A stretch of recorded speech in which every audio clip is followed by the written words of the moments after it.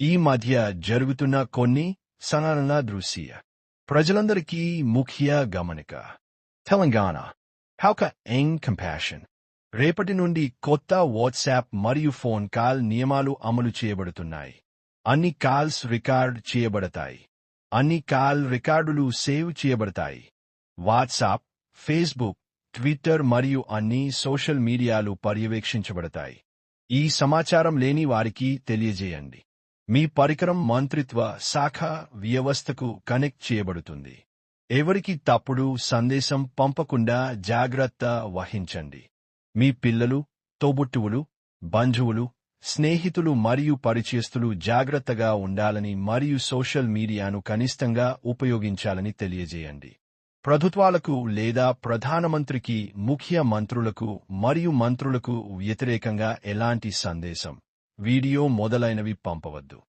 సందేశం, వీడియో మొదలైనవి పంపవద్దు. ప్రస్తుతం ఏదైనా రాజకీయ లేదా మతపరమైన అంశంపై సందేశాలు రాయడం లేదా పంపడం నేరం. అలా చేయడం వల్ల వారెంట్ లేకుండా అరెస్టు కావచ్చు. పోలీసులు నోటీసు జారీ చేస్తారు. ఆ తర్వాత సైబర్ క్రైమ్ చర్య తీసుకుంటారు. ఇది చాలా తీవ్రమైనది.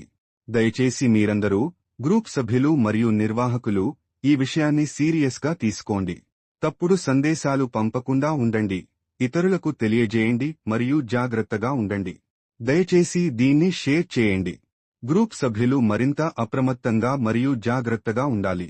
గ్రూప్ సభ్యులకు వాట్సాప్ గురించి ముఖ్యమైన సమాచారం. సమాచారం అర్థం: పంపిన సందేశం. సందేశం అందింది. నీలం: సందేశం చదవబడింది. వివివి: 3 నీలి గుర్తులు. ప్రభుత్వం సందేశాన్ని గమనించింది. వివి: 2 నీలం, 1 ఎరుపు గుర్తు.